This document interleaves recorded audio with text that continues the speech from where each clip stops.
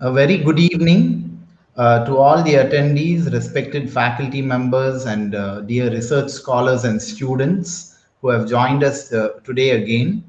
It gives me immense pleasure to welcome you all to day two of the two-day National FDP on Research organized by the Department of English and Other Foreign Languages, SRM Institute of Science and Technology, Ramapuram campus, Chennai. We have in our midst today Dr. Chumki Biswas, Assistant Professor, Thadomal Shahani Engineering College, University of Mumbai, who is going to deliver an illuminating lecture presentation on the topic Ease Your Way into Research Publication. I'm sure we will have a lot to take away from her enlightening lecture. There will also be an interaction with the participants after the session through the chat stream, so please stay tuned. Before we move on to the welcome address, I would like to gently remind the participants to stay with us till the end of the session to access the feedback, and don't forget to post your queries, if any, in the live chat stream on YouTube during the Q&A session at the end of the presentation. I would now like to call upon Dr. Rama, Professor and Head Department of English and Other Foreign Languages, to deliver the welcome address. Over to you, ma'am. Thank you, Walter. A pleasant evening to all the attendees. On behalf of the Department of English and Other Foreign Languages, SRM Institute of Science and Technology, Ramapuram campus, I extend a warm and hearty welcome to you all to day two of the two-day FDP on research. Friends, research is the lifeline in many of the institutions. And a lot of impetus is given to further research through the publication of quality articles by the faculty members. So when we ruminated on this, we thought we should support and motivate. So to support, in fact, and motivate such research scholars and faculty members, we have invited today Dr. Chumki Biswas, a reputed academician, assistant professor at Thadomal Engineering College, University of Mumbai. Hearty welcome, ma'am. We pretty well know how hectic your schedule is.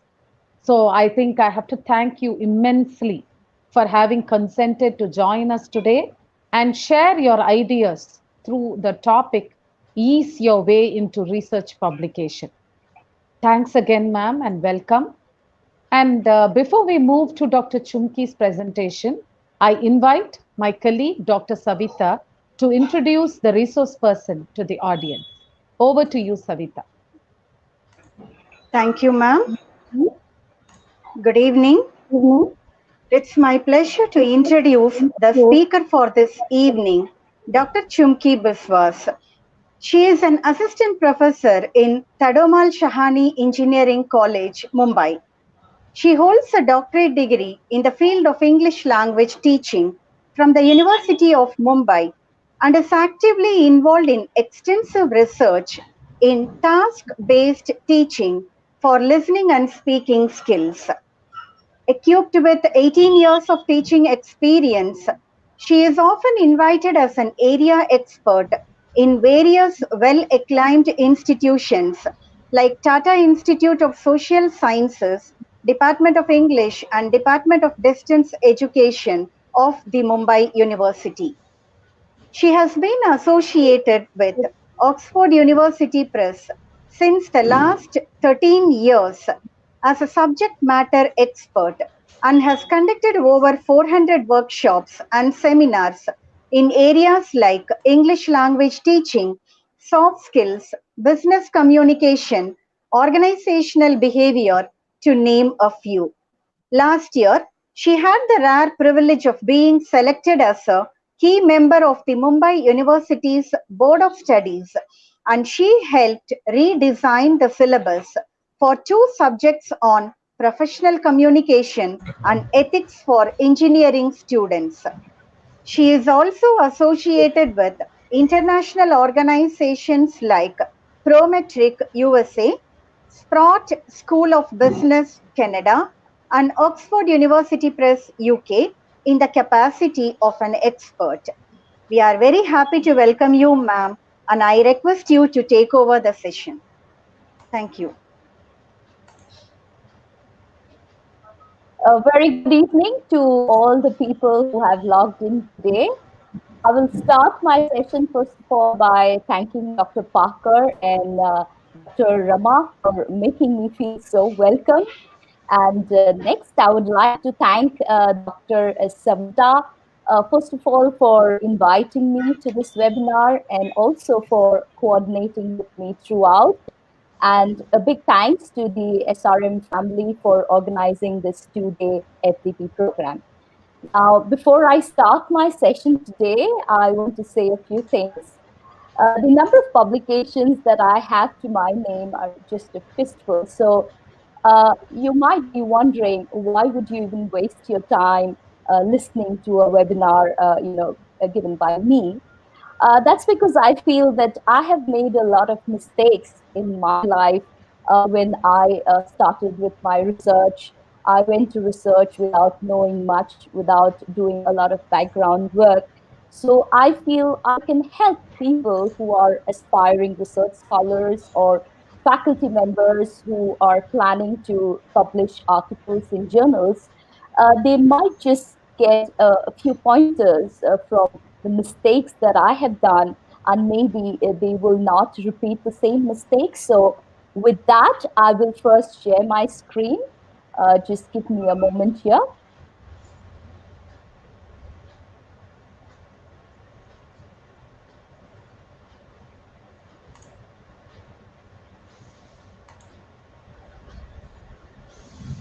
Dr. Parker, is my screen visible?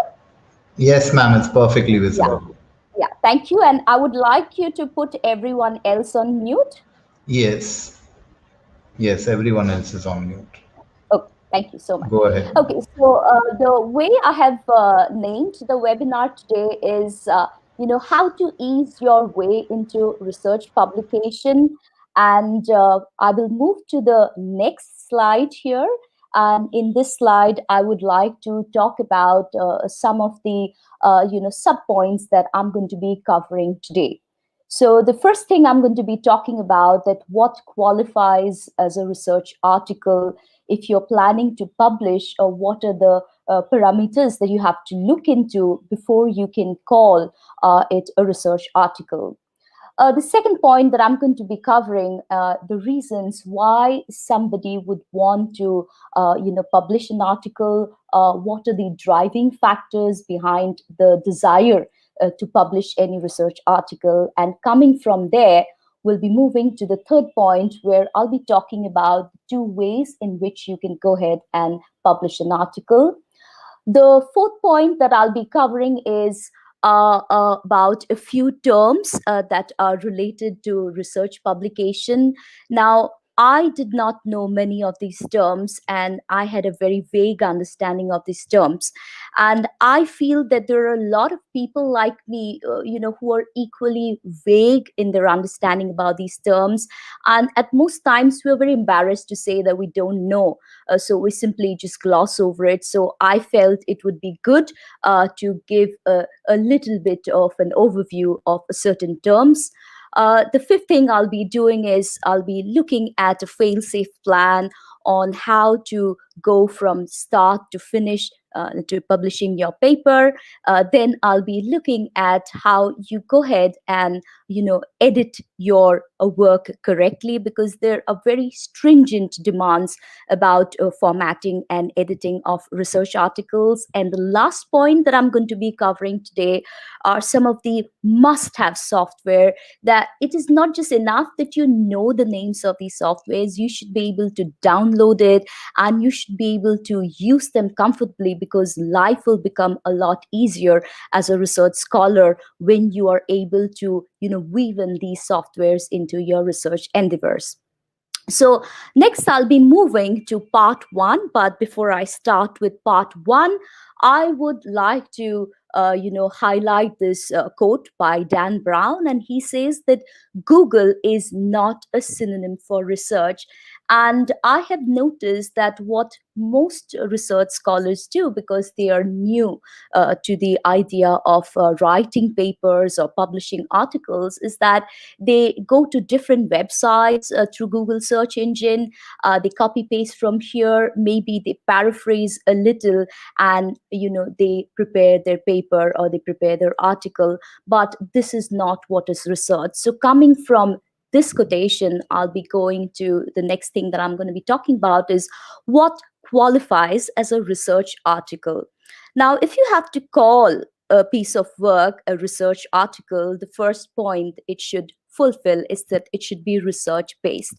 Now, what do I mean by research based? That means it should have some new data, it should have fresh data, a new perspective, and new finding, and that will make it research based, something that you have found out.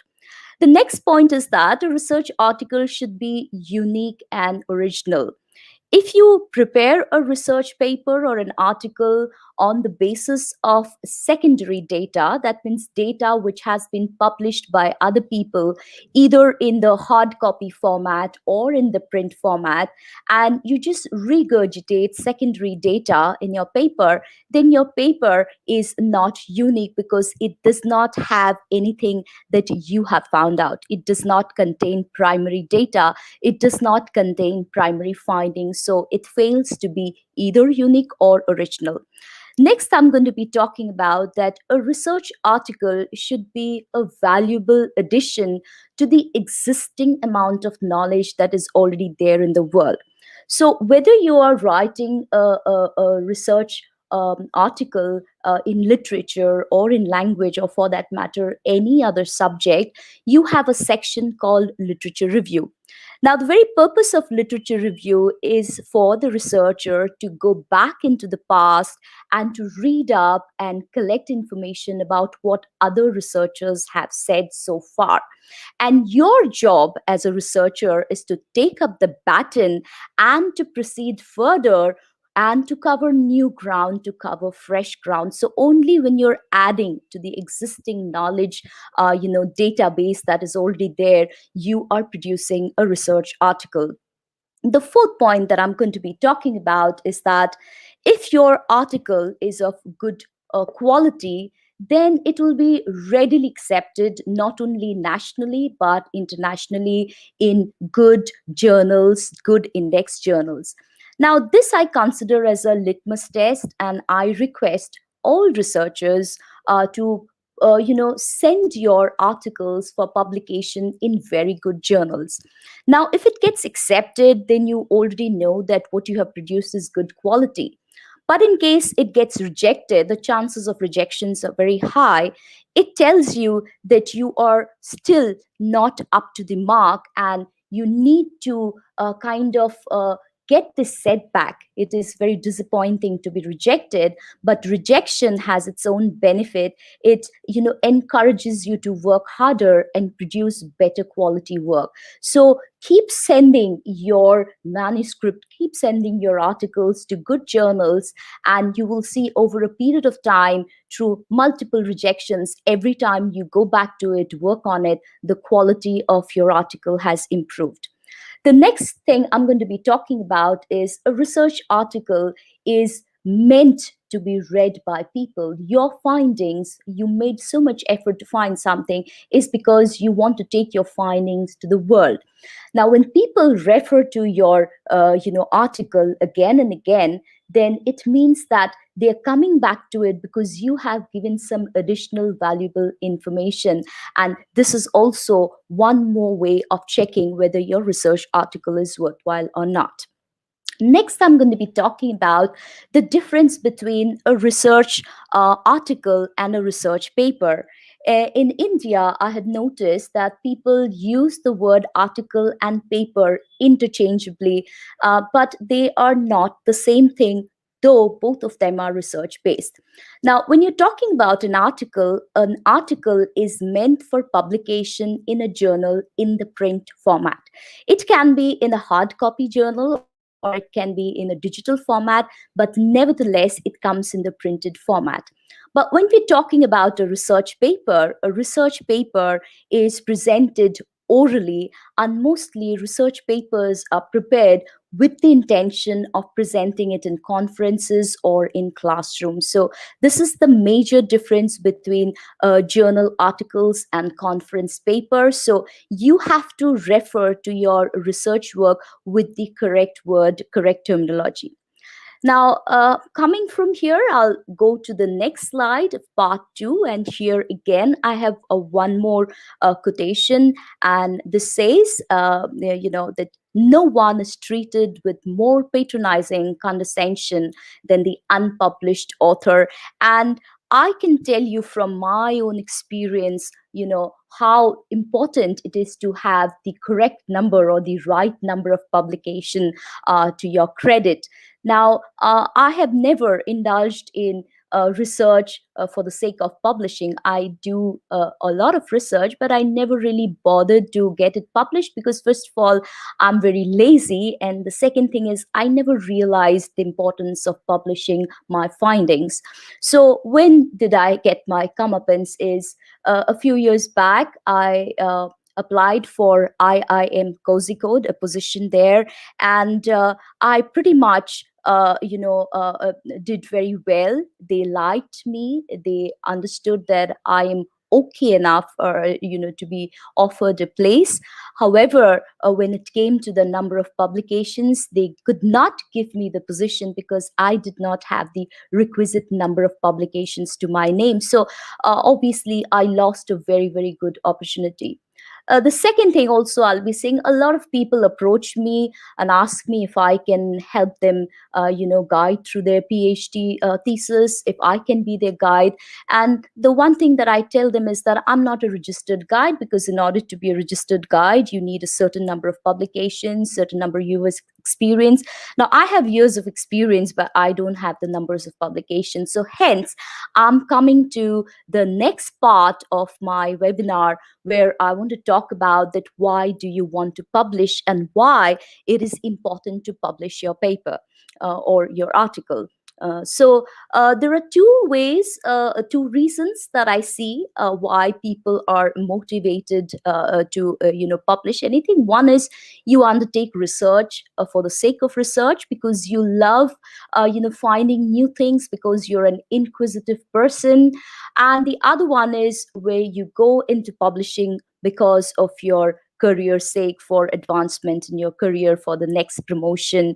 Okay, so if I'm talking about research for research sake, then there is no compulsion. You undertake research because you really love researching, for the love of it, you're passionate about it. But when you have to publish something for the sake of your career, then most times it is out of compulsion. Many of us are really not very keen on publishing, like me. But again, I have suffered a lot of setback because I did not publish a lot of papers. Coming to the next point, if you're taking, you're undertaking research for research sake, then it's not time bound. You can take your own sweet time to look into the topic, to collect data, to analyze.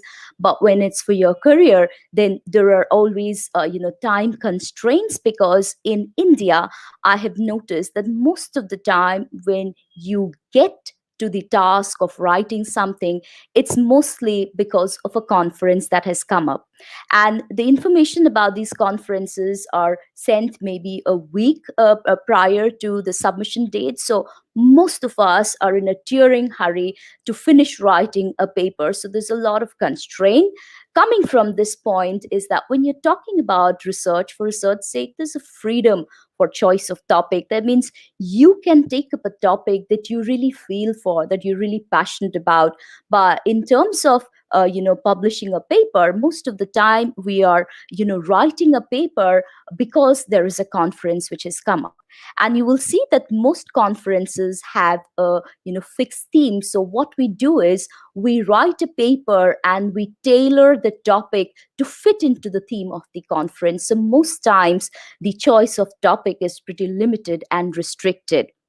Next, I'm going to be talking about the quality. When you're talking about research for research's sake, then you are taking up a topic that you really love, you have a lot of time, okay, you're passionate about it. So the quality is pretty much inherent in your work, because here it is not work anymore, it's akin to worship. But when you're talking that about your career, I have seen that people churn out papers overnight, and most of the time they visit various websites, collect data and just put it together, and they go ahead and call it a research paper. So it is anybody's guess what kind of quality people will be producing.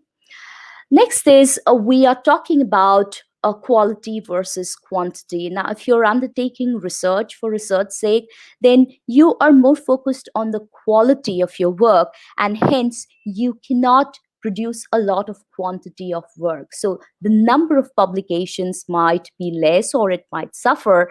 But when you're talking about publication for your career, then the number of publications are innumerable, because here the focus is not on the quality but on the quantity. And I'm surprised to see that people have 50, 60, 70 publications to their name, and I keep wondering, how is it even humanly possible? And then I realize what trick people follow. So most of them go for this co-authorship deal. That means two people, they put in some effort, write a paper, and in case it gets published, then both of them get their name in the list and it adds on to their list. A second way why people have a lot of publications is I have seen a lot of research guides who pretty much insist their research students to add their names as co-authors to any paper that they publish. And this is how people end up getting innumerable number of publication. But again, at when you see the quality of these publications, most of them are not up to the mark. Now, when we're talking about research for research's sake, you may get into research with the intention of publishing, but it is not mandatory. So you might just be happy finding out something and sharing it with your students or implementing it on your students and not really publishing it. But when you're talking about your career, the very fact that you indulge into research was because you wanted to publish your articles. So this is the basic difference between why somebody would want to publish, and these are the two reasons. Now I'll move to part 3, and in part 3 I'll be talking about the two methods in which you can publish your articles. But before I go to that, I will first want to discuss this particular quotation by Emily Dickinson, and I found it really very pertinent for this part. She says that publication is the auction of the mind of man. So let me put it this way, that if you produce good quality work, if your article is good and it gets published in a good journal, then scholars are willing to pay a subscription fee to read what you have published. But if you are publishing poor quality articles, then what you're doing is you're pretty much bribing these predatory journals, and you're buying yourself a slot in a journal. And trust me, nobody is ever going to pay a subscription fee to read what you have written. You will get the numbers, but you will never reach out to the people. So this is what I mean by auctioning off the best minds. If your work is good, people will be willingly paying to read what you have written. So coming from there, I'll be talking about the two alternative paths to publishing. The first one is through paid journals, and the second one is through unpaid journals. So let me just take you through the differences, because understanding the differences will make you or help you decide in which kind of journal you would want to publish your article. Now, at times it makes sense to go for paid journals, but at times it also makes sense to go for unpaid journals. So let us look at the benefits and some of the drawbacks of these two. So starting with paid journal, a paid journal, you might have to pay anything between 2,000 to 6,000 rupees in India, and they call it the article processing charges, which is euphemism for basically saying that you pay us and we turn a blind eye to the quality of your work. But when you're talking about unpaid journals, you don't pay a single penny from your pocket. You invest in terms of time, in terms of hard work, in terms of devotion you have put to it, but in terms of money, you don't have to pay anything. Now, going to the second point, if you're going for paid journals, it's open for all, and everyone, all and sundry, can publish if you're able to cough up the requisite amount for the charges. Anyone can publish, but in unpaid journals, only a select few people who have top-notch quality work will be able to publish. Coming to the third point, paid journals, if you notice, they have quarterly issues, which means that in a year they, publish 4 times. So, it's a simple concept that if the quantity is more, then obviously the quality is not very good. So there is only a waiting period of 2 to 3 months between you submitting and paying the amount and it appearing in the published form. But when you're talking about unpaid journals, you will see good journals, they produce maybe 1 issue per year. So it takes them a lot of time to scrutinize your work, to send it for actual peer reviewing. Here, it's not just a term peer reviewing, they actually send it for peer reviewing, and the standards are very stringent, and you might have to wait anything between 1 year to 1.5 years to see your work getting published in an unpaid journal.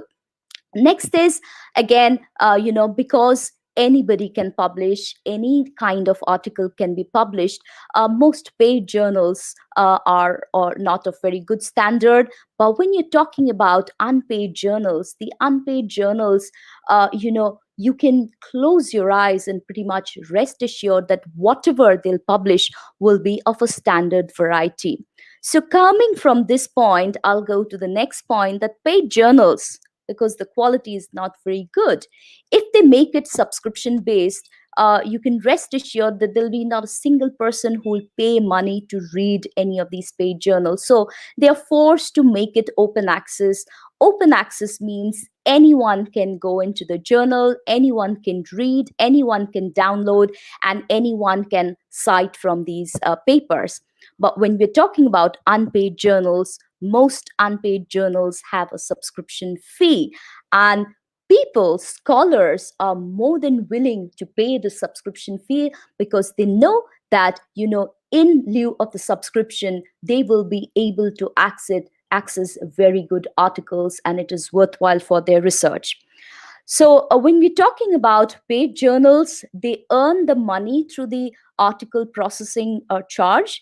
But who pays these charges? You end up paying. You end up putting work for the article, and you also end up paying. But when we're talking about unpaid journals, they recover the money invested in publishing through subscriptions. And the most interesting part is that in this case, you don't pay. People pay good money to read what you have published. So this is the major difference between paid and unpaid journals. And as I said before, that at times you got to be smart, at times you might have to do a compromise and go for paid journals. But in the long run, please find time to do quality work, and you aim for good unpaid journals. From here, I'll be moving to part 4. Before I go into the nitty-gritty, I would like to read out this quotation, which says that the true alchemists do not change lead into gold. They change the world into words, and every day new words are being coined. And these words help us to understand the world around us better. So in terms of publishing also, there are a lot of publishing jargon, words specific to the publishing world, that we have come across these words, but at times we are not very sure what it exactly means. So I would like to take you through some of these terms because I feel they are very important. I did not know them, and I feel that I can help people to understand the importance of knowing these terms. The first one I'm going to be talking about is the academic index databases. Now it's quite a mouthful. You have academic, you have index, you have databases. So I'll just pare it down and break it down.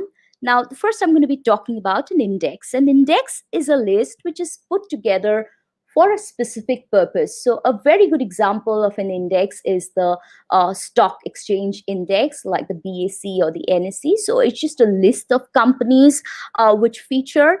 The same can be done for all things. Next, I'll be talking about a database. A database is nothing but a data bank, a collection of data, but a database is always in an electronic format. And of course, it is arranged in a very systematic way.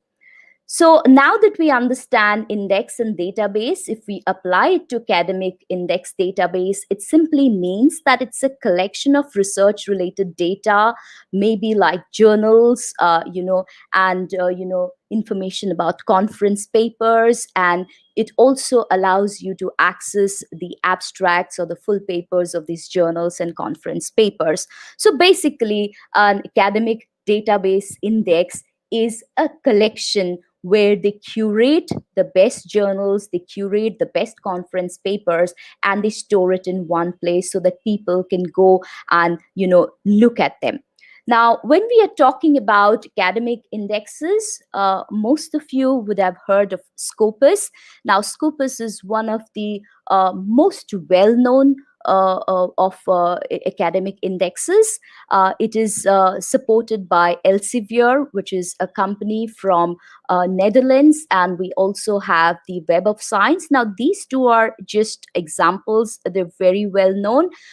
In the next page, what I have done is I've given a list of all the top academic indexes from around the world. And I would like to say a few things here. Now, for example, if you're going for Scopus, Scopus is multidisciplinary. That means they store journals and conference papers from across different disciplines. But if you're looking at maybe an index like PubMed, now PubMed only indexes journals which are related to medicine and medical science. Here, I want to talk about EBSCO. EBSCO is very good. It is multidisciplinary. But again, the problem with Scopus and EBSCO is that these are paid indexes. That means you have to pay some amount of subscription fee in order to access the full papers. But I would like to draw your attention to DOAG. It is the Directory of Open Access Journals. So it's a completely free index. You don't pay a single penny. And the best part is that it features all the journals which are open access. That means you can enter the journals, you can download the papers, and you can cite from them. You can download the entire paper. So please take a screenshot of this, and later when you have time, you go to the websites of each of these and just acquaint yourself with how to go about looking for good scholarly articles. There are a lot of others, so you can just have a look at them according to your need. I'll be moving to the next term. The next term is index journals. We have understood what is an academic index database. Now we want to know what are index journals. So journal indexes are a list of journals which are organized by discipline, maybe the discipline of science, discipline of humanities. Then you have subjects like maybe you have English language, English literature, you have psychology, or you have maybe dentistry, and the type of publication, whether it is open access, whether it's a subscription based publication. So when you arrange journals alphabetically along these kind of things, then these journals are known as index journals. Now, index journals are considered of a higher quality than non-index journals. It is pretty much apparent because some company, for example, Elsevier, is making the effort to curate the best journals in the world, and they're featuring it in their index. Now, the moment a journal is good quality, there will be a lot of companies who want to feature it in their index. So index journals are obviously of a higher quality, than non-index journals. And the third point is that indexing ensures that your article in the journal will be read and referred to more often. The moment people want to go for good quality publication, they search for index journals. And if it is an index journal, then the possibility or the chances of people coming across your article is much higher. So your visibility and your chances of getting quoted by other researchers are high, and this is where the H index comes in. I will not go into H index, but maybe you can look at it later.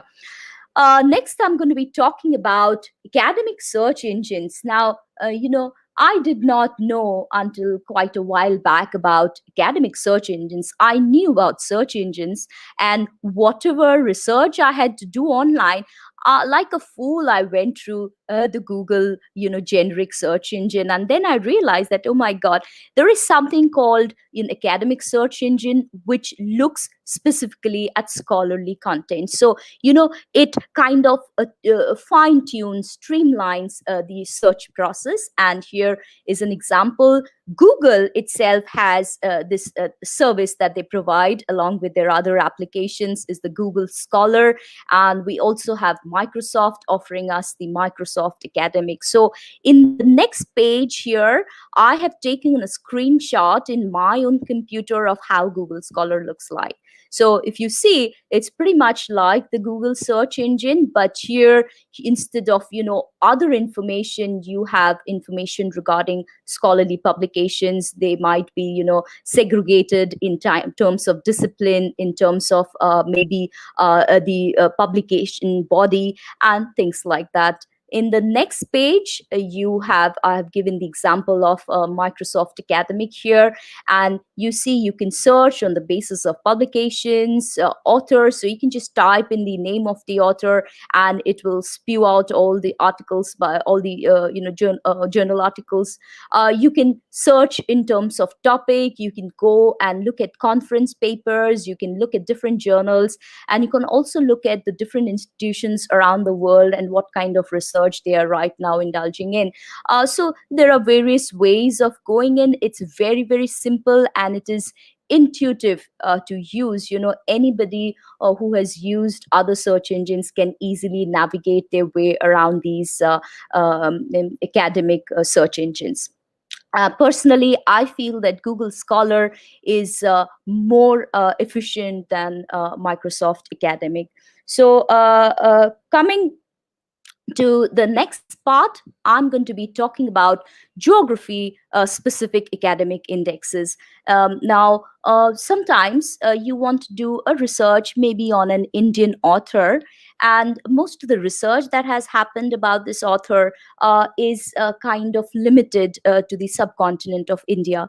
So there is no point in you going to an academic index, from around the world, because you will not find anything substantial. In that case, you narrow down your search by going through geographic specific academic indexes, which searches and gives you a list of journals in your country. And a very good example of a geographic specific academic index is the Indian Citation Index. You can make a note of this, or you can take a screenshot, and people, those who are interested in literature reviews and things like that, can have a look at this index. Next, I'll be talking about the ISSN number. Now, I have always been very confused about ISSN and ISBN, but when I actually went and read up, it's very simple. The International Standard Serial Number. So the ISSN is a simple unique number which is used to identify periodical publication. So I want to draw your attention to the word periodical. Anything that is published at a regular time interval is a periodical. So a journal is a periodical, and a magazine can also be called as a periodical. So it is an 8-digit numerical code. That means it consists only of numbers, and it can be used to identify journals and magazines, both in the print format and in the digital format. And in the next page here, I have an example of what an ISSN looks like. So these are the barcodes. You can have a look at this. This talks about the publication and things like that. But what is of importance and interest for us is these 8 numbers separated by a hyphen. So you have 4 here in the beginning and 4 at the end. So this is your ISSN number, and you should be able to look at your journal and you should be able to identify the ISSN number. Next, I'm going to be talking about the ISBN number, the International Standard Book Number. And as I already mentioned, it is a set of numbers to identify books, either in the print format or in the digital format. But unlike the ISSN number, this is a 10-digit string of numbers. The ISSN is 8-digit. This is a 10-digit code. And I am going to the next page here. And here I've given an example of the ISBN number. Now, if you look at it closely, it looks very much like a mobile phone number, because our mobile phone numbers are also 10-digit. It starts with 0. And if you count, this is how it looks. And you can look at the other aspects, at home later. So I'll move on to the next screen, and here I'm going to be talking about the DOI, the Digital Object Identifier. Now, this is what you need to know about more specifically. You can forget about ISSN number and ISBN number. They are pretty much passe, because in today's time, the DOI is of the penultimate importance for anything that is published online. So what is a DOI? It is a unique code used to identify content on the internet. So anything that is published on the internet, it has a DOI number. For example, it can be a journal article or some data set. Now, the DOI is alphanumeric string. That means it has numbers, and it also has English alphabets, woven into the entire string. And it is assigned by a single registration agency throughout the world. It is assigned by the International DOI Foundation. Now, why do you need a DOI? Now, the DOI system is going to ensure that even if the journal stops, somehow, like for example, there's a publication and they close shop after 10 years. What happens to your article? If your article has the DOI, even if the journal is not anymore in function, in existence, you can still trace your article. So even in the absence of everything else might, hard copies might go, libraries might shut down, websites might shut down, everything may be lost in a flood, but what will remain for the next 100 years or more will be your DOI. So in terms of today's research, most of the research that you do, we rarely ever go to physical libraries. So most of us are accessing digital libraries. In that case, the DOI is very important. And if you look at it, this is how a DOI looks like. Now, this is information about this server here, the http/lat. This is the information, server information.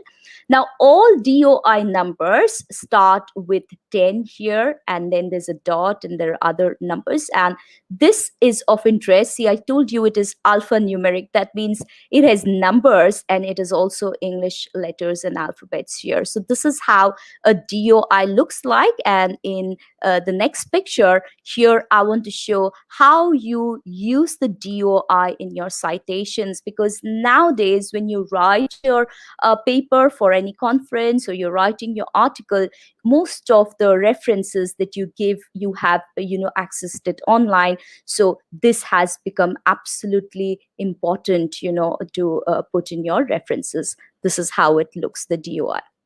Okay, next I'll be moving to the IF, which is the impact factor. Now, we have heard this term, but to many of us, we are not very clear about what is the impact factor. Now, the impact factor is very simple. It means, or it gives you a frequency with which articles in a particular journal have been referred to in a 2 years' time.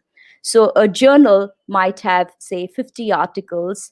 How often each of these 50 articles have been referred to by other researchers in the last 2 years is your impact factor. Okay, now I will explain it further. Now, impact factor is used to evaluate the relative importance of a journal. So it is pretty much common sense to realize that if the impact factor is higher, that means the articles in this journal have been referred to more number of times than the journal in which the impact factor is lower. So one more thing I would like to talk about the impact factor is that the impact factor applies to the whole journal and not individual articles in the journal. So the impact factor tells you the quality of the journal, okay, not the individual articles. If the quality of the journal is good, it is pretty much a conclusion that you can come to that the articles in the journals will also be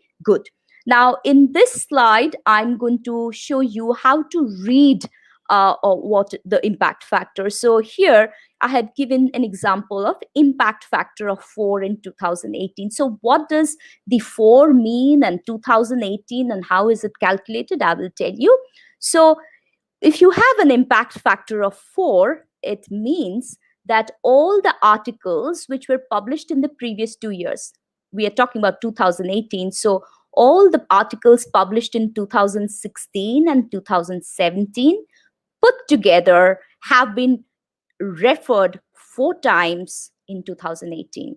So each paper in the article have been referred to 4 times in 2018, and the publications of these papers were done in the previous 2 years, 2016 and 17. So the impact factor is calculated in 2018, but where is the data coming from? It is coming from the previous 2 years.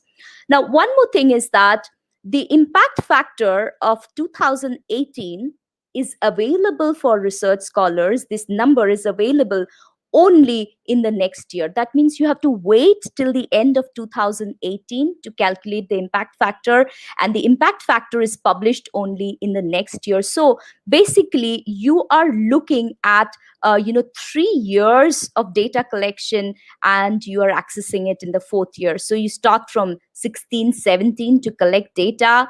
You calculate it in 2018, and you find or get the calculation. The whole world gets the calculation in 2019. So here, I have given an example of how you, get a yardstick for measuring. So, impact factor of 10 is a fabulous standard of the journal. 10, rarely a fistful of journals in the whole world would have an impact factor of 10. Very good journals would have an impact factor of 6. Now, if you have an impact factor of 3 for a journal, is considered pretty good, but most average journals, that is, I'm talking about index journals, they have an average of 1 only. So, for you to start with, even with a journal which has anything between 3 to 1 as impact factor is good. The more you become experienced in publishing, you can aim for journals with a higher impact factor. So here in the next page, I am just showing you in a pictorial form that if I want to calculate the impact factor in 2018, what I do is I count all the citations done in 2018 from the papers published in 2017 plus 2016, the previous 2 years. 18, to calculate for 18, I need to go back to 16 and 17, count the total number of citations, and also divide it by the total number of papers that were published in these 2 years, and I get my impact factor. But the impact factor of 2018 will only be available to the world in 2019. So actually, it's a lengthy process to calculate the impact factor, but it is important for us to know why and how it is calculated. So I have finished part 3, where I wanted to talk about some of the terms or terminology we come across in the publishing industry. I would have loved to go into the H index, but I thought I will not have time. But I'll just quickly tell you, the H index is an indication of how often your individual paper has been cited by other researchers. So impact factor refers to the entire journal, but the H index refers to your individual paper and how often people have cited. So the longer your academic publication career, the more number of citations you will have from all the papers that you've published, and the higher will be your H index. So in the next part here, I'm going to be talking about a foolproof plan, on how you start writing your paper from start to finish. And I found this wonderful quotation by Bernard Shaw. He has this really wicked sense of humor, and he says a foolproof method for sculpting an elephant. First, get a huge block of marble, then you chip away everything that doesn't look like an elephant. So initially, this is exactly how you go about, writing your paper. You collect a whole lot of data. You collect a whole lot of primary data. You collect a whole load of secondary data. Initially, don't look at whether it will be useful or not. You just collect and store it. And later, what you do is you start chipping away at the unnecessary things, and you boil down to the most essential things that will make your paper. So let me just have a look at a fail-safe plan of how you go ahead writing your paper from scratch. So the first thing that I do whether I'm preparing for a lecture, whether I'm preparing for a webinar maybe like this, or whether I'm planning to publish an article, the first thing I do is I create a graphic organizer according to what I intend to do. What is my ultimate goal? So I will be looking at the 3 types of research, and I'll also show you a graphic organizer and how it will help you organize your ideas before you start writing actually. The second thing I'm going to be talking about is how you can use a Excel sheet and benefit from it by tabulating your data for the literature review part. The literature review drives us crazy because there are so many authors that you've referred to, and by the end of a week or two you've pretty much forgotten who has said what. So tabulating the data in an Excel sheet will save you a lot of headache, and it really helps me. I have used it myself, and I'll share it with you how to do it. And the last thing is that when you actually end up writing your paper, you must follow the hourglass model. Everything that you do, a letter has a particular pattern to it. A newspaper article has a pattern to it, a shape to it. So if you convert it into a visual shape, then the pattern of a research paper looks like an hourglass, and I will be explaining the hourglass model too. So first, let me talk about the 3 kinds of research.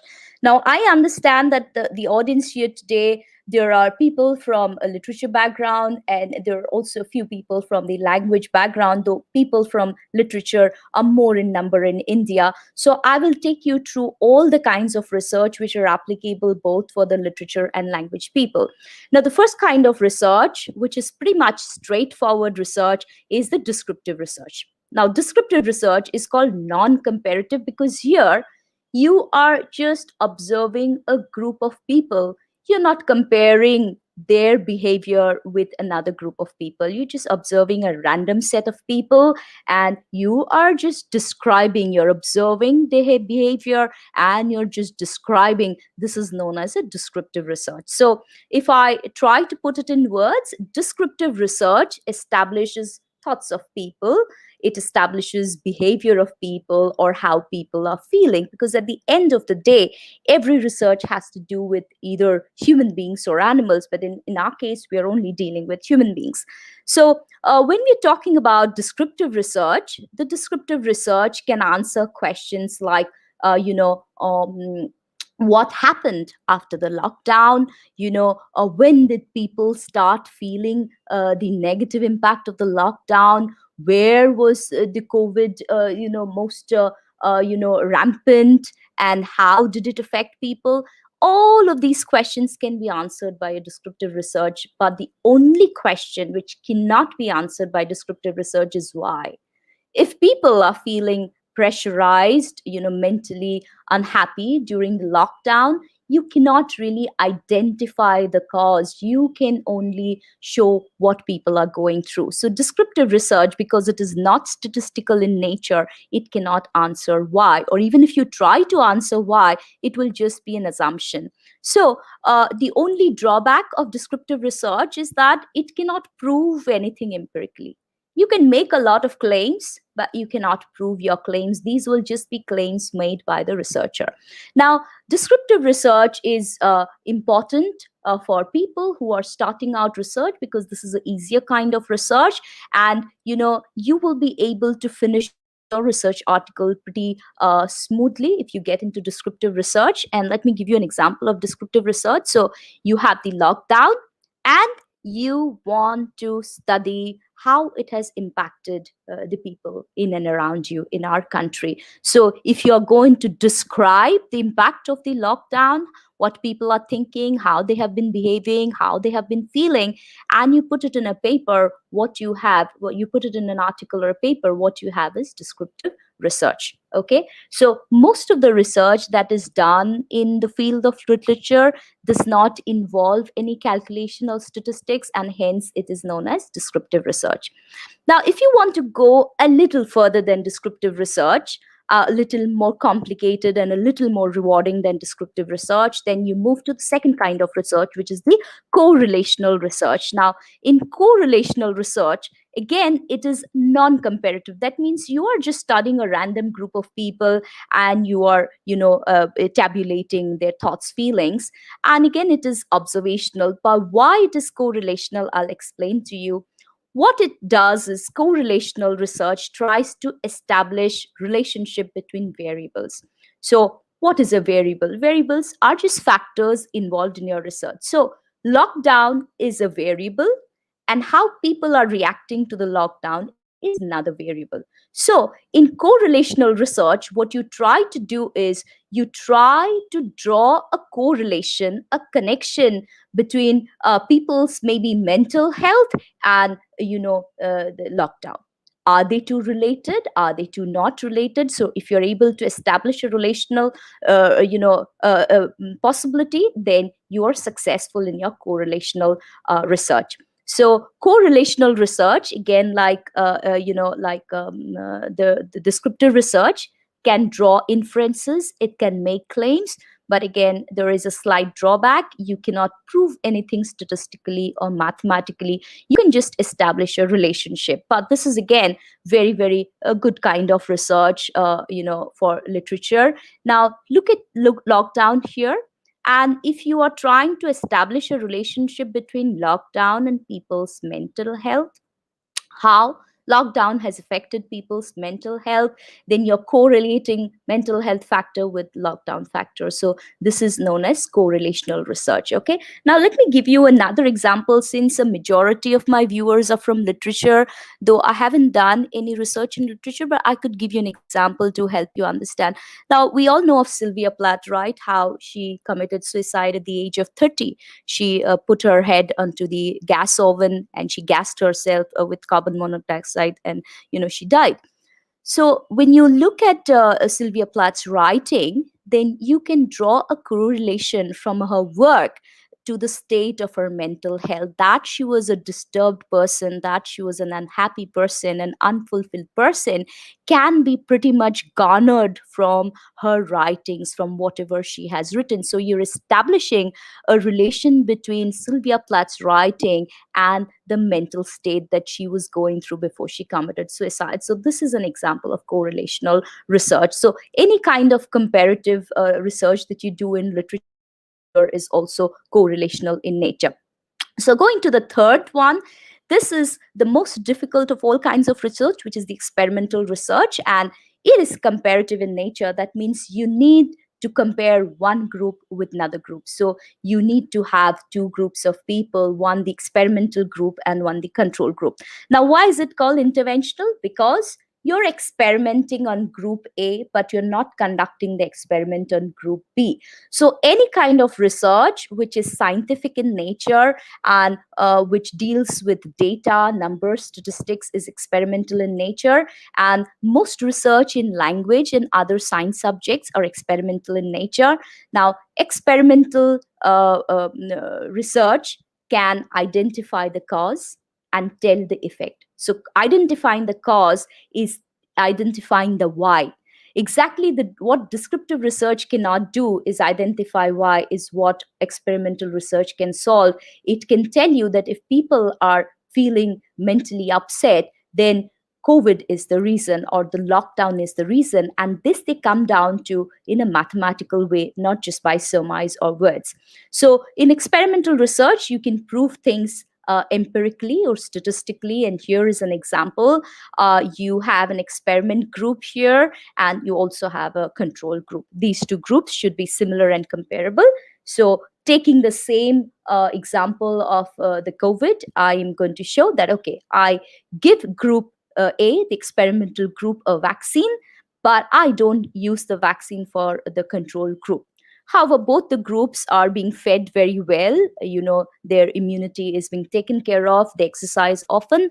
But after experimentation, I see that group A, people who have been given the vaccine, they are not falling sick even after exposure to the coronavirus. That means they have become resistant to the coronavirus. But these people, despite the fact that they're eating well, they're exercising, and their immunity is fairly good, they're still falling sick and contacting corona. So here I have proved pretty much that it is only because of the COVID vaccine, the cause, that the effect is that people are 100% free and they are not going to get COVID again. So this is experimental research. Now, I will go to the next slide. And once you decide what kind of research you're going to do, whether it's descriptive, correlational, or experimental, the next part is for you to make a graphic organizer. So because most of the people today here are from the literature background, that's what I assumed. I have taken an example of correlational research, and here you want to study the impact of the lockdown on mental health. You want to establish a relationship. Lockdown is one variable, and mental health is the second variable. So, how do you go about making the graphic organizer? You want to know, did it have a negative impact? Did it have no impact? Or did it have a positive impact on people's mental health? These are the only three options that you have. So you start going about collecting data in the form of survey forms, by talking to people, by taking interviews, and you find that you find three reasons to support your claim that people have been negatively impacted because of the lockdown. Okay, now when you come to the positive impacts, your data that you've collected, you could get one reason to claim that yes, people have been happy in the lockdown, but you couldn't find other reasons. You couldn't find a reason 2 or a reason 3.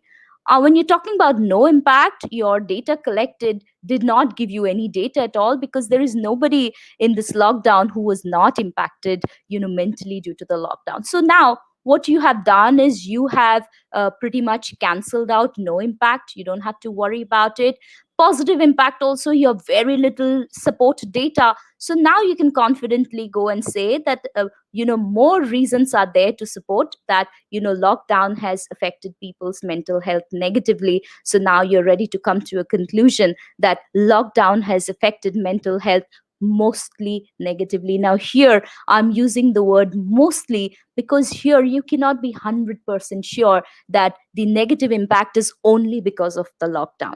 There can be other factors, like people have lost jobs, people have less money in their pockets to pay, and that can be one of the reasons that it has negatively. But you can pretty much draw a relation between the lockdown and negative mental health. So this is how a good graphic organizer looks. And trust me, for everything that I do in life, I first sit down with a pen and paper and I draw out my organizer, and then I start filling in data to see if it goes into a logical whole. Next, please use an Excel sheet here. Now the Excel sheet, see, whenever you're doing a research is always about a claim. You make a claim and you either prove the claim correct or you disprove it. You make a hypothesis, either your hypothesis is correct or your hypothesis is wrong. So there are only two ways of looking at it. Either people claim agree to what you say, or they disagree with what you say. So when you're going to the literature review part, what you do is you take down the findings, or paraphrase the findings of the particular author or the research article from the abstract. You write down the names of the people. What you do is, in one column, you just write whether they agree with your point of view, with your hypothesis, or they go against your hypothesis. And then here, you just put the link to the article. You put the DOI. So next time when you actually go to write your paper, you can simply club these three together, the ones in pink. So one chunk of your literature review can talk about all the researchers who agree with your point of view, but you also need to incorporate the dissenting point of view. So you can club together the yellow people who disagree with you, and you can put them in another part of your literature review. So this will make life a lot easier if you start tabulating data. And instead of copy pasting the entire article, what you should do in the findings is that you should paraphrase in your own words what that person is trying to say, maybe in 20, 30, 50 words. This is very helpful. Please try using it. Next, I'm going to be talking about the hourglass model. And here you see the hourglass is broad at the top, it's narrow in the middle, and again, it broadens out at the bottom. So this is exactly how all research articles or papers look like. So you start with a general statement, then you go to specific things you're talking about in your research, and from there, again, you generalize it. So this is how a paper looks like. And if you translate it in terms of the portions, or the subparts in your paper, you have the introduction. The introduction states the general problem that you see or the general thing that you're interested in finding out. Then you talk about your methodology. If it is an experimental paper, the methodology is very clear, but if it is also descriptive or correlational, you go about following some method to get your data, to get your points. So that is your methodology. Then you talk about the results. What did you find out? And you see the finding out is specific to your paper.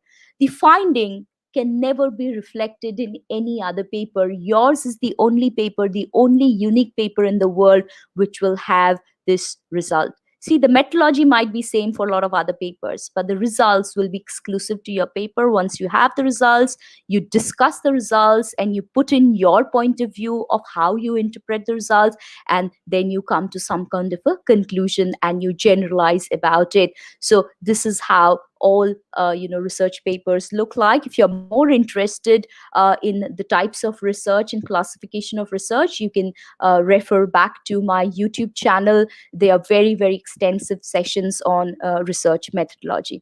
Next, I'll be talking about the editing part.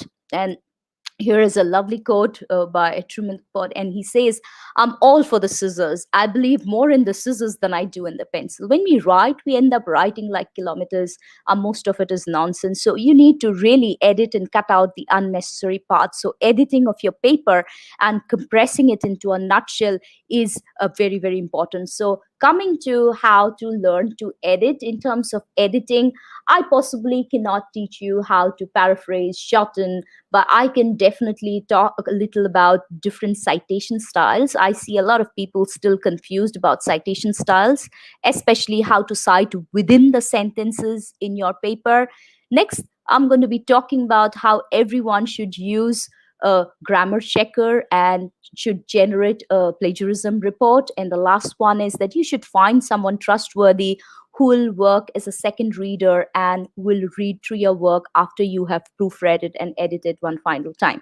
Okay, so coming to the in-text citations, there are three ways to do in-text citation. In-text means that the citation information will be embedded within the sentence of the body of your paper. So there is a parenthetical citation, which means you put your reference source within brackets inside the text.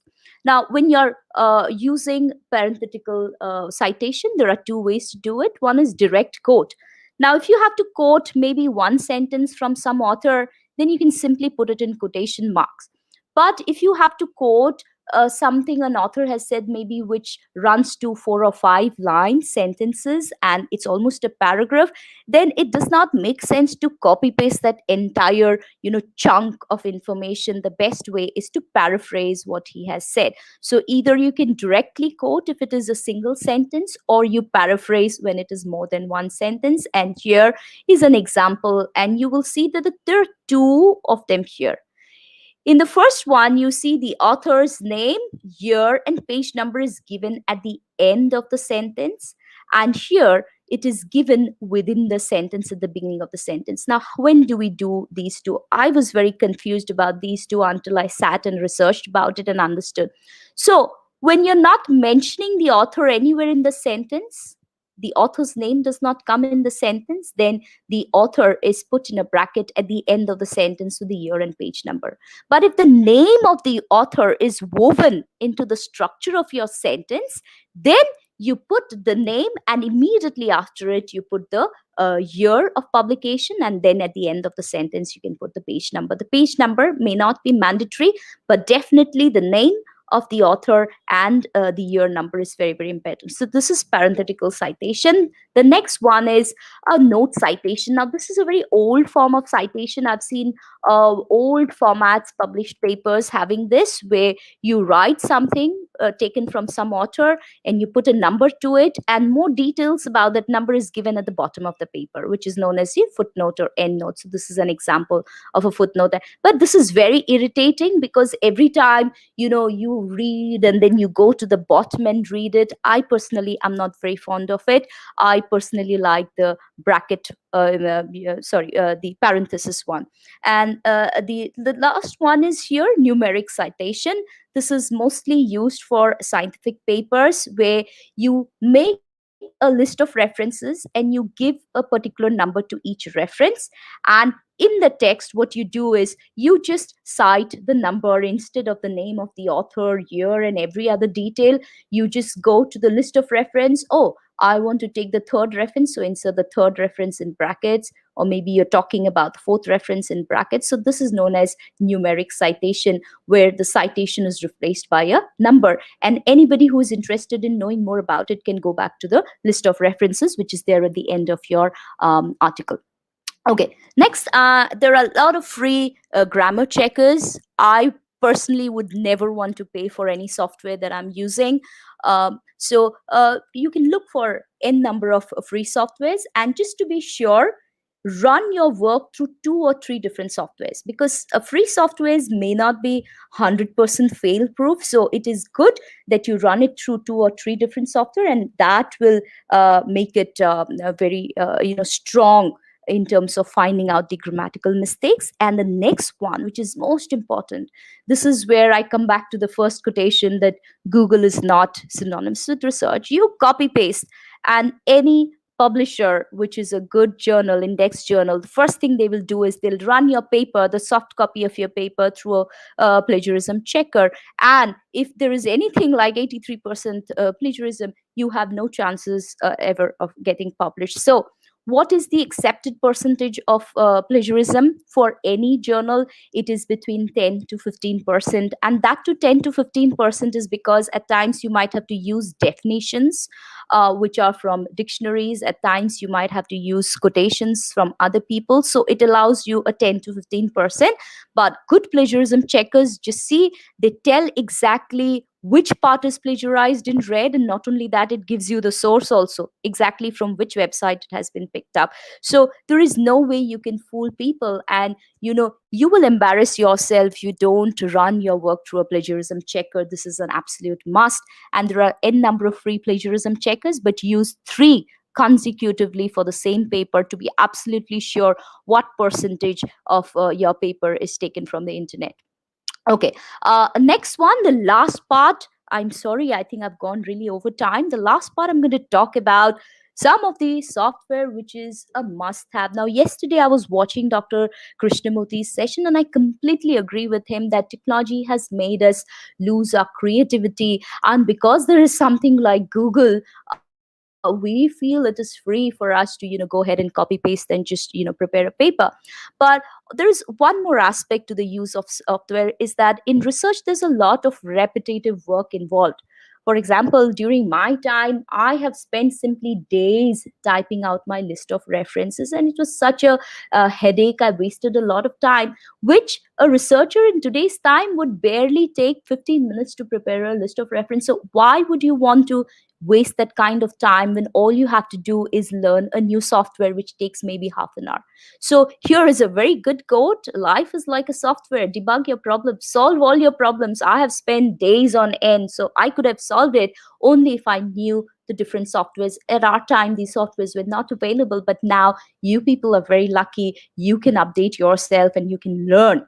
Okay, so what are the three softwares I'm going to be talking about? And I want to draw your attention to the fact that all the three I'm going to be talking about are 100% free. There is absolutely no charges, and all of these software run on all the platforms. That means if you have a Windows system, it will run. If you have Linux, Ubuntu, if you have iOS, a MacBook, everything, for all of them, these will run. Okay, the first one is Mendeley. Now, Mendeley is an amazing software. What does it do? It is a reference manager. It helps you download all your papers. It helps you arrange the papers. And when you finish your work, it also creates your citation. So it works as a citation generator. You don't have to type your citation. You just click on the paper that you want to cite from, and it will automatically make the citation in whichever format you want. You want it in the APA format, you want it in the MLA format, you just have to click on it and it will make it on its own and give it to you ready-made. So Mendeley is absolutely free, and it will take you basically a 5-minute tutorial on YouTube to understand how Mendeley works. So I insist all of you, please go home and download Mendeley. It's absolutely free and it's fantastic. Of all the softwares, this is the best.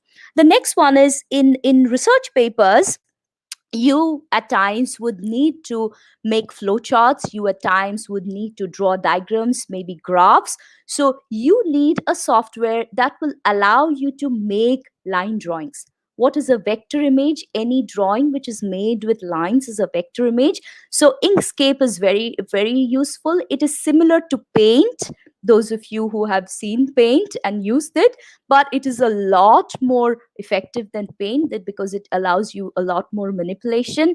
And this also would take you 10 to 15 minutes tutorial to understand. And the last one, this one, I don't know why it is not very prevalent in India, but every research scholar outside India is onto LaTeX. Now, what is LaTeX? LaTeX is very similar to a Word document. It's a word processor, basically. So in India, we are very fond of Microsoft products, and we use Word document for everything.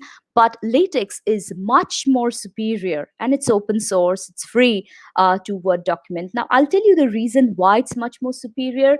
In Word document, you have to literally manually go and highlight things and change. So it takes a lot of time to format. But in LaTeX, you just write one sentence of command on the left-hand side, and it changes everything in the entire page, in the entire document. So you don't have to go through each and every page doing formatting and editing, and that is the best part of LaTeX. And the document that LaTeX will produce is very, very professional looking, almost like how publishers publish. It looks exactly like that. So in the next page, here is a screenshot of Mendeley, and you see how it has a dashboard with all the tools. It has a library where you can store. Now here it is, see, it's clicked on library. So here you have all your documents you have recently added, your favorite papers which need reviewing. That means you've just collected and you don't know if they are useful.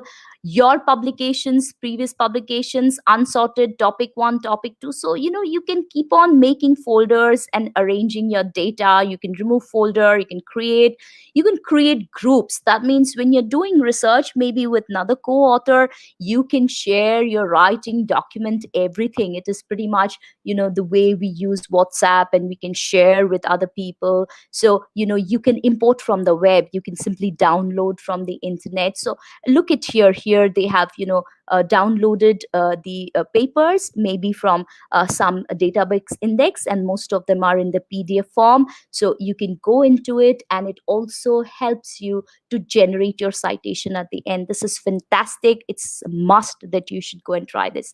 Here, Inkscape, I said it looks very much like Paint. So here on the left hand side, you have your toolbar and everything, and here you basically draw images, graphs, any kind of flowchart. Now, a few slides back, I showed a flowchart. Now, that flowchart is very easy to make if you go to a software like Inkscape, and it's vector image because it's consisting of lines. And here, the last one is an example of LaTeX. Now, this is the area, this is your workspace. On the right hand side, this is where you write. But if you want to change anything in the entire document, all you do is go here and write instruction. Now, this requires a little bit of training. That means maybe a day to learn a latex, but once you learn it, you have won half the battle of publishing. So again, please go ahead and check out these three software. Okay, next, every time I do a webinar, people ask me, please give me a list of journals where I can publish. I don't know, people really don't want to do a lot of research, or maybe because they don't know how to go about it. So, what I did is I have given five journals, Indian journals, which are indexed by Scopus. Now, it's a big deal to be indexed in Scopus here. And this is the name of the journal here. This is the name of the publisher here, Amity University or Sage Publication. I love Sage Publication, they're really good. And the last part is the ISSN number. So these are five journals that are indexed in Scopus. They're really good. I have looked at these mostly to do with literature and language. Now, if you go to the UGC care list, they have a group 1 and group 2. Now, group 1 has all the journals which are accepted in India by UGC, but group 2 has all the Indian journals which are indexed internationally. So if you're really aiming high, then you should go and look at group 2 uh, um, articles. This I have garnered, these five I have garnered from group 2. And the last page here, I wanted to show you that there's no point in me giving a few fish, few names of journals. You should be self-sufficient enough to search for your own journal. So what I did, this is a screenshot of my own computer. I went and logged into scopus.com. I told you that Scopus is paid, but at the same time, it allows you for a free preview. So you first go to Scopus. Here is the logo of Elsevier on the left hand side, and here you can create an account. Once you create an account, you can go inside. Without creating also, you can go inside, and here you can choose your subject area. So here I've chosen language and linguistics, literature and literary theory, and the moment I press enter, look at what amazing thing happens. I get 1,632 journals. These journals are listed alphabetically. It gives you the impact factors, citation scores, and everything. And here, if you want to look at only open access journals, that means where you don't have to pay a single penny to look at them, you can click on display and it will display. So I've given an example of Scopus, but like I mentioned in the beginning, that the DOJ is really good. So it is absolutely free and all open access journals. So maybe you can look at it. But if you're really a serious researcher, it is worthwhile to get yourself a subscription for Scopus, or you can insist your institution or college to have an institutional subscription, and you can use this. So this is all from my side. If you want to reach out to me for any queries, here is my phone number. Please don't call me. I miss my calls most times, but you can message me on WhatsApp. This is my email address. And I have my own YouTube channel, and all the past webinars, I have stored the webinars in the channel. I would be very grateful if you can subscribe. I keep requesting the audience to subscribe, but when I go back and I check my channel, nobody is making the effort. So I spend a lot of time preparing these webinars, and I'll really be very, very rewarded if you please take 5 seconds of your time and subscribe to my channel. I promise it, the contents are really not going to be a waste of your time. Dr. Parker, can you please post the link to my channel in the YouTube chat box? Yes, ma'am, I've done it. Yeah, thank you. And with that, I will say, thank you from my side. I am ready for questions now. Thank you so much, ma'am. that was a really mind-blowing session, to say the least. I think all the details that you went through in your presentation are not only relevant for those who are research aspirants or faculty who are wanting to publish, but or who have already published, but even for the faculty members who are experienced in publishing, it is like refamiliarizing themselves with the entire process. And of course you threw in a lot of detail about different softwares and all the the different things you can use to make your research paper or a research article better. So thank you so much, ma'am. Shall we go to the question and answer session, ma'am? Yes. I would just like to put forward a question which is probably lost in the chat stream now. It was posted earlier by Madam Shanti Vincent. Yep. You mentioned earlier in the early part of your presentation about research for career and research for your own personal benefit. So do you think, and you mentioned about it being a compulsion for when you feel you're compelled to do it, especially for your career, do you think that could how to say, compromise the quality of what you publish? How would you deal with that? Yeah, see, like I said, I don't have a lot of papers to my name, but I made a lot of mistakes. I never understood the importance of publishing. So, I did not bother about it, but I understand that my career has suffered. I've reached nowhere in my life. And that's why, you need to understand the practical aspect of publishing a paper. So, when you're publishing a paper, don't just, take it up as a job.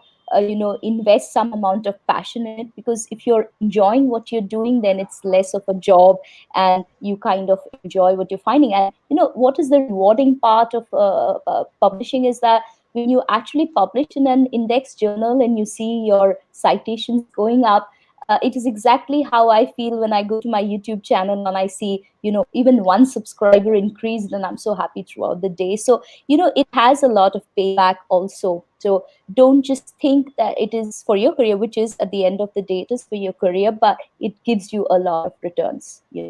So yeah, that's all I can say. Thank you, ma'am. The next question is based on impact factor. So, would you think that uh, we should go for publication for a journal which has a high impact factor? Do you think that it is necessary, or what Absolutely. sort of impact factor should we be looking at, or should we Yeah, be considering that at all? I think these questions came in before I explained the impact factor, because I did mention that impact factor will give you a relative understanding of how good the journal is. The impact factor is high, it's obviously a good journal. And what kind of impact factor should you be aiming for? From India is maybe anything between 1 and 3. 1 and 3 is a very good impact factor for the initial days of your, publishing endeavors. The more experience you get and the better quality papers you get, then you go for anything. The sky is the limit. But the highest impact factor I know of so far is around 10. So 3 to 1 impact factor is good enough. 2 is very good. 3 is also very good. Thank you, ma'am. The next question is, I'll just post it up on your screen by Anita Albert. Okay, yeah, this is very easy to find out. You just have to go to the UGC website and you type the name of the journal. If it is not listed with them, it is not indexed with them, it will not show up. So that is how you sift the wheat from the chaff. These are clone journals, these are predatory journals. So don't be mistaken by the name. Most of the names are similar. They are misleading. So go and type the ISN number. Go and look at the ISN number and put it in any index and a database, and see whether it is indexed, whether it is accepted by UGC. So don't go by the name, always go by the ISN number. They cannot fool you with the ISN number because it's a unique number, and that's how you sort out the good ones from the cheats, maybe. Thank you, ma'am. There were a few questions in the chat by a couple of participants about uh, journals which appear in UGC care list as well as Scopus. Do you think that that is good to look at before selecting a journal for publication? Of course, if your journal is not indexed, don't even go for it. So UGC care list will give you index journals within India mostly. Group 2 will give you journals which are indexed outside India also. But you must definitely look at some sort of indexing before you settle down on any journal. I mean, you don't mind paying some amount of money, but even after paying, at least it should be an index journal. That is the most important thing. Thank you, ma'am. I think we'll have time for just a couple of questions, ma'am, because yeah, we are about to. I'll just post up the next question.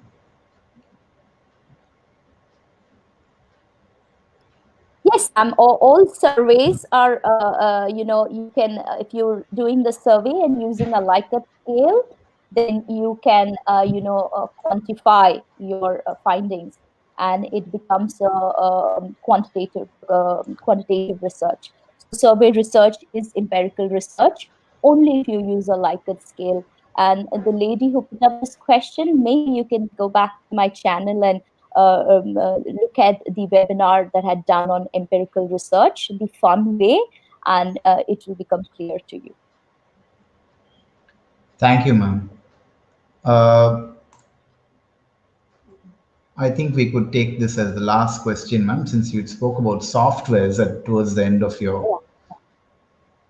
Yeah, off the top of my mind, I can remember small SEO tools, SMALL, S, sugar, E, echo, O, owl. Okay, small SEO tools, TOOLS. If you go to this, I use the plagiarism checker pretty often. They are good, but what I advise is that please request your institution to purchase an organizational account for a good plagiarism checker, and that all the teachers can use and all the students can also use if you have an account. But small SEO tools have served me really well. So you could possibly message me and I'll give you 2-3 other names also. Thank you, ma'am. With your permission, I think we could wind up the question and answer session with that. I would like to request HOD Dr. Rama to give her comments. Over to you, ma'am. Ma'am, your mic, can you unmute your mic, ma'am? Yes. Thank you so much. I really don't know what to say because this 1 hour and 20 minutes we were, Dr. Chumki kept us spellbound. Yes, it was so clear that I was really wondering whether people will have any doubt at all.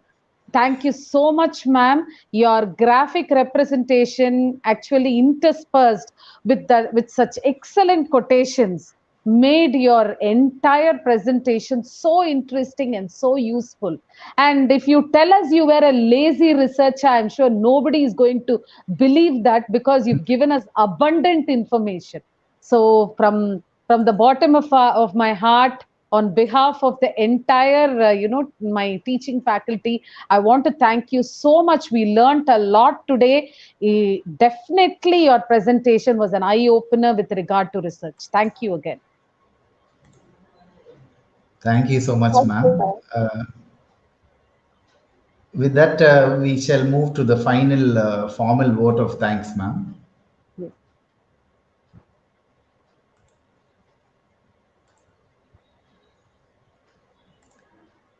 To our most respected resource person of the day, Dr. Chumki Biswas, who delivered a mind-blowing presentation, faculty members, research scholars, students, my dear colleagues and friends, everyone gathered on this virtual platform, it's my privilege to propose the final vote of thanks and acknowledge the contribution of those who have made this 2-day faculty development program a success. On behalf of the Department of English and Other Foreign Languages, SRM Institute of Science and Technology, Ramapuram, and the fraternity of faculty who have supported us, first of all, I extend my most sincere thanks to the Almighty for making this event a resounding success. With the Almighty's blessings and grace, we were able to make this event what it was.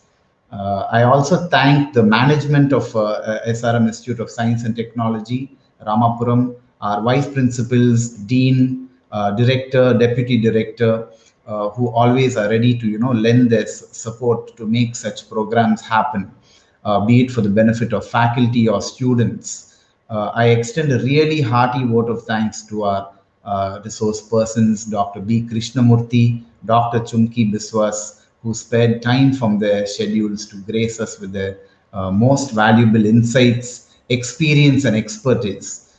We all had an opportunity to hear their thoughts, their suggestions, advice, and this is surely going to encourage us to learn further and inculcate some of these practices in our own academic and professional lives. Your thoughts have really enlightened our minds and have shown us a new path. We can only hope to live up to it. Thank you so much, BKM sir and Chumki ma'am.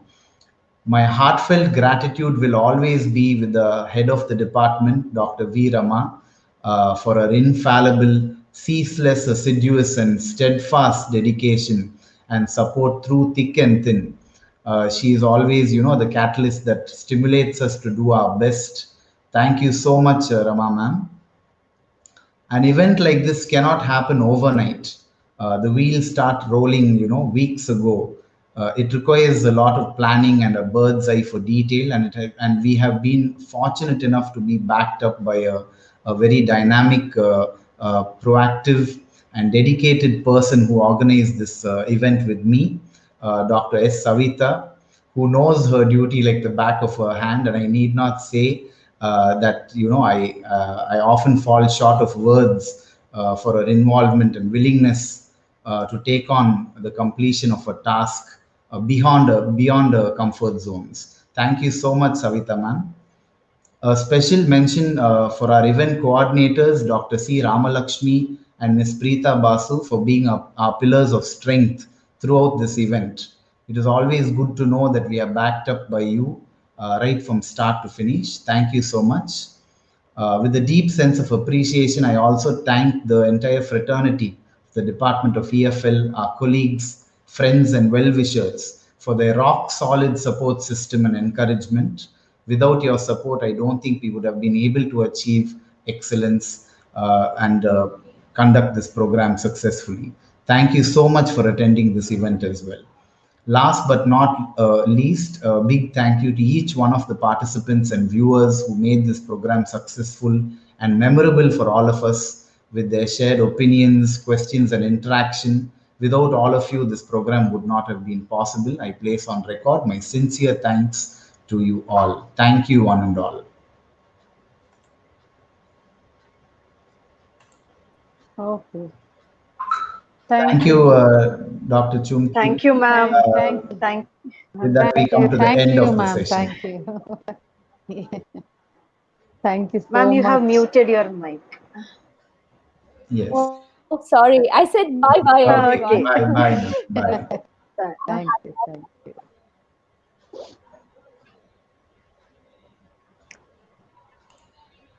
Okay. Bye, Walter. Bye, Savitha.